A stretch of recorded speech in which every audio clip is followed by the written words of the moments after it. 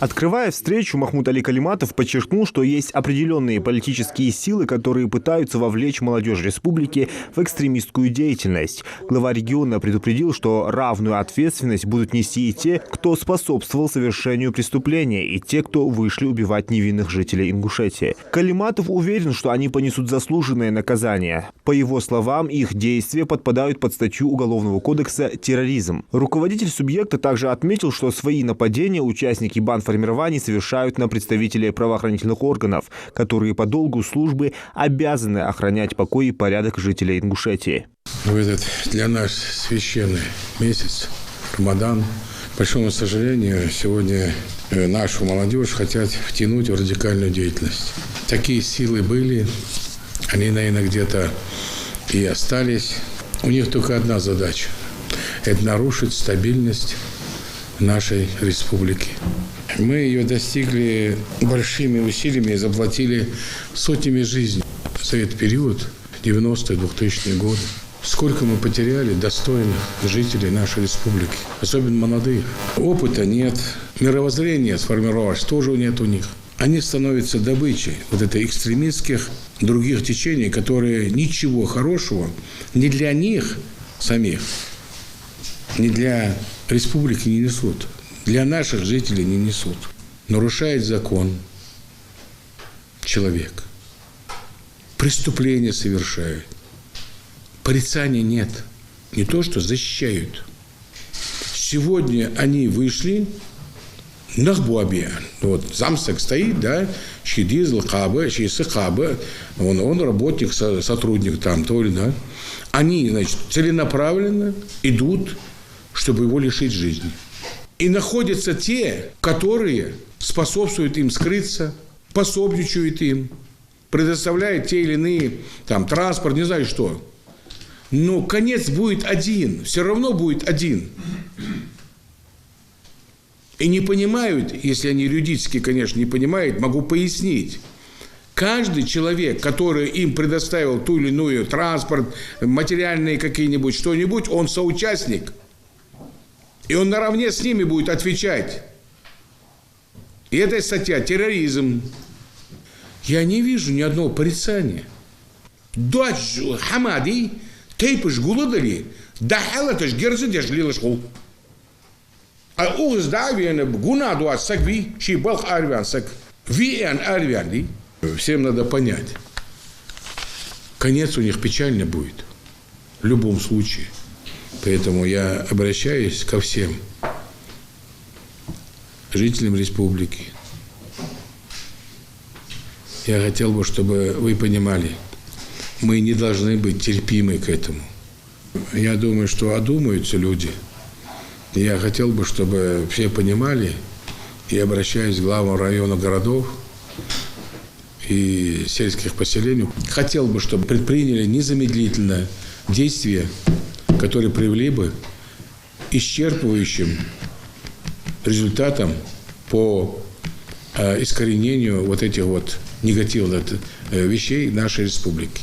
Независимо от кто-либо. Шинвали, Сывали, Моловали. Махмуд Али Калиматов обратил внимание участников совещания на то, что ни в республике, ни в стране нет никаких ограничений на соблюдение основ религии. Сегодня мы стараемся строить дороги, воду будем прокладывать там, да, значит, будем много чего должно сделать. Мы собираемся это делать. Больницу надо строить. Чтобы удобство, я говорю, создать с аэропорта Магаз, мы сделаем, чтобы вылетели в Медину. То есть мы занимаемся всеми сагдалы, этубака, хажулбага. Мы все стараемся сделать, чтобы какое-то условие создать для наших жителей. Я хочу сказать, обращаясь ко всем, у нас более 100 мечетей. У нас нет ни одного органа учреждения, где бы не было молебной комнаты. Даже мы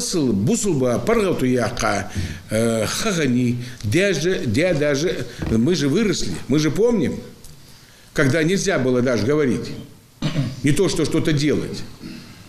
Я думаю, что всем это понятно. Мы сегодня стараемся поднять производство, сельское хозяйство, предприятия, организации. И у нас это получается, и мы делаем это. Рабочие места создали. Махмуд Али Калиматов отметил, что сейчас в зоне СВО выполняют свой воинский долг мужественные военнослужащие и представители правоохранительных органов из Ингушетии.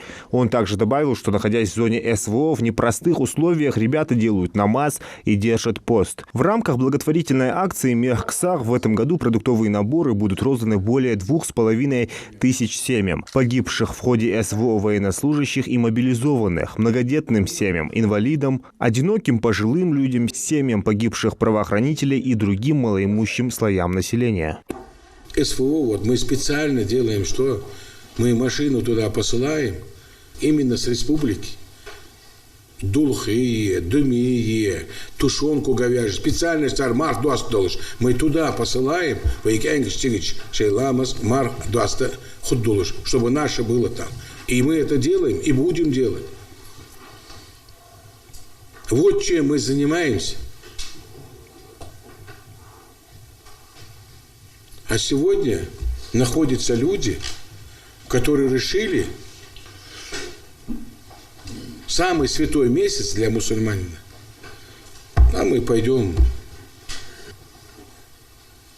Кто вам позволил просто стрелять? Целенаправленно убить человека. Каждый человек, житель республики, должен, знаете, осуждать это. Как это можно? Советник главы Ингушетии Исаак Астоев рекомендовал органам местного самоуправления заниматься разъяснительной работой среди населения на постоянной основе. У этих фамилий есть люди авторитетные, могущие повлиять. Наверное, главам надо всех в этом вопросе учителя, ровесники их, отдельно вызвать почетных, уважаемых людей, которые есть в селе. С ними поговорить надо главам. Выявить круг близких людей, не безразличных этим людям, с ними провести беседы, призвать их, чтобы они не усугубляли свое положение, так, потому что когда прольется кровь, уже будет поздно. Объяснить это и родителям, и родственникам.